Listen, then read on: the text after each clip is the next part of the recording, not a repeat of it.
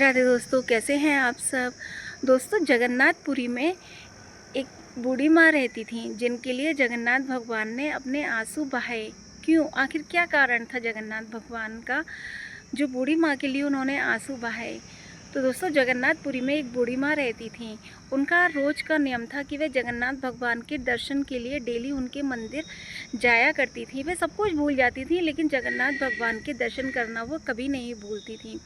वे बूढ़ी थीं, वृद्ध थीं, लेकिन एक लाठी के सहारे से ही वे जगन्नाथ भगवान के मंदिर में जाती थीं और नित्य उनके दर्शन करती थीं। जगन्नाथ भगवान को उन्होंने अपने पुत्र के रूप में माना था, इसीलिए वह अपने पुत्र की भांति ही उनकी सेवा करती थीं। एक बार जगन्नाथपुरी में बहुत जोर से आयोजन हुआ। बहुत भव्य आयोजन था। वहाँ पे जगन्नाथ भगवान के लिए 56 प्रकार के भोजन बनाए गए और उनका भोग लगाया गया। तभी बूढ़ी माँ वहाँ आई और उन्होंने देखा कि अरे लाला तो आज पकवान खाकर इसका पेट ही खराब हो जाएगा, इसकी तबीयत बिगड़ जाएगी। बूढ़ी माँ जो है मतलब उनको बहुत अंदर से बहुत रोना आ रहा था कि मेरे लाल की आज तबीयत बिगड़ जाएगी इतना सारा पकवान खाकर। तो वह रात को घर गईं। घर जाकर उन्होंने नीम के पत्ते तोड़े और नीम के पत्ते तोड़कर उन्होंने नीम का चूर्ण बनाया और चूर्ण बनाकर रात भर उन्होंने सुबह होने का इंतज़ार किया। जैसे ही सुबह हुई, वह जगन्नाथ भगवान के मंदिर के सामने पहुंची, लेकिन वहां पर दरबारियों ने उनको वहां अंदर जाने नहीं दिया और बाहर से ही उनको भगा दिया। तभी बूढ़ी माँ वहाँ से रोती हुई वापस आ गई। उन्होंने कहा कि मेरे प्रभु के मेरे लाला के पेट में दर्द है, उसका पेट दुख रहा है, उसने कल पकवान खाया है, मुझे उसको ये चूर्ण देने दो। लेकिन जो वहाँ दरबार पर जो पहरेदार खड़े हुए थे, उन्होंने उनको वहाँ अंदर नहीं जाने दिया। तभी वहाँ के राजा को रात में स्वप्न आया और स्वप्न में जगन्नाथ भगवान उनके पास गए और उनसे कहा कि तुम्हारे दरबारियों ने मेरी बूढ़ी माँ का दिल तोड़ा है और उनको मेरे पास आने से रोका है और मेरे पेट में अत्यंत पीड़ा है। ऐसे जगन्नाथ भगवान ने उनसे राजा से कहा। राजा की आंख एकदम से अचानक खुली और राजा सोच में पड़ गए कि प्रभु जगन्नाथ भगवान की माँ कौन है। इतने बड़े जगन्नाथपुरी में हम उन्हें कैसे ढूंढें।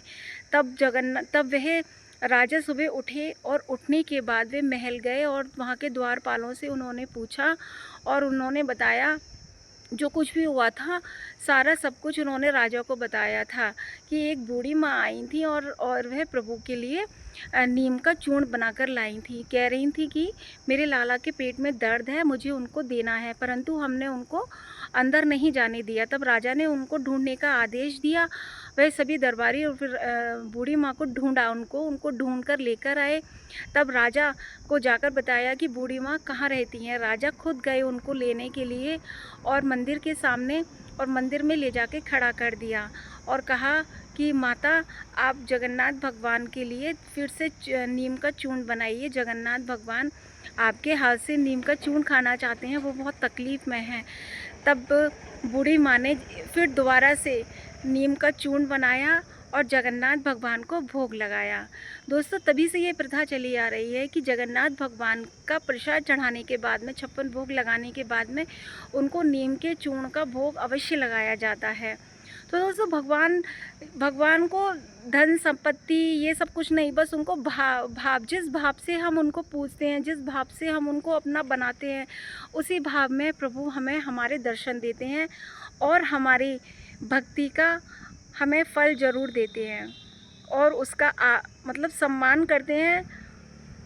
दोस्तों, भगवान को हमेशा सद्भावना सच्चे भाव से ही उनको अगर याद किया जाए तो वह अवश्य दर्शन देते हैं। श्री राधे राधे। राधे दोस्तों, ये तो थी बूढ़ी माँ की कहानी जो कि नीम के चूर्ण का भी उन्होंने जगन्नाथ भगवान का भोग लगाया था। लेकिन दोस्तों, जगन्नाथपुरी में एक और बूढ़ी माँ थी जिनका नाम था कर्माबाई, जो कि सुबह उठकर बिना नहाए धोए भगवान का भोग बनाती थी खिचड़ी का, और इतने भाव के साथ में वह भोग तैयार करती थी कि भगवान जगन्नाथ उनका भोग खाने के लिए मंदिर से उनके घर तक आते थे। तभी एक बार जब वह तभी वहाँ भोग बना रही थी, तभी एक साधु आए उनके घर पर और उन्होंने कहा कि आप नहा धो कर के भोग लगाया करो, भोग बनाया करो। तो वे बूढ़ी माँ उठी, बूढ़ी थी, उनको भोग बनाने में बहुत देर हो गई, उन्होंने भोग बनाया। तभी भगवान जगन्नाथ उनके यहाँ पे भोग खाने के लिए आए। तभी मंदिर की घंटी बज गई और मंदिर की घंटी बजते ही भगवान जगन्नाथ जो है तुरंत मंदिर में चले गए। वहाँ मंदिर में पहुँचने के बाद उनके मुंह पर खिचड़ी लगी हुई थी। सभी ने ये सोचा, आश्चर्य किया कि भगवान जगन्नाथ को खिचड़ी किसने खिलाई।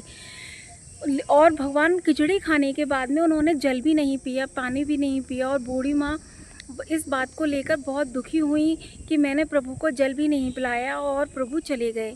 तभी वहाँ पर एक साधु, मतलब वो साधु थे जिन्होंने बूढ़ी माँ से ये बोला था कि तुम जगन्नाथ भगवान के लिए नहाकर खाना बनाना। तब जगन्नाथ भगवान ने उनको दर्शन दिए और कहा कि आप बूढ़ी माँ से ये बोलकर आए हो कि तुम नहाकर खाना बनाना, खिचड़ी बनाना। मैं खिचड़ी जल्दी जल्दी में खिचड़ी नहीं खा पाया क्योंकि मंदिर की घंटी बज गई थी। आप बूढ़ी माँ से कहो कि वे वैसे ही मेरे लिए खिचड़ी बनाएं जैसे रोज़ बनाती हैं। तभी बूढ़ी माँ ने उनके लिए खिचड़ी बनाई और भोग लगाया। जगन्नाथ भगवान ने आकर स्वयं भोग लगाया। तभी दोस्तों जगन्नाथपुरी में भगवान जगन्नाथ को खिचड़ी का भोग ज़रूर लगाया जाता है। कर्माबाई उनकी बहुत ही बड़ी और बहुत ही अच्छी भक्त थी, इसीलिए अब वहाँ मतलब जगन्नाथपुरी में खिचड़ी का भोग डेली मतलब प्रातःकाल रोज़ उनका भोग लगाया जाता है।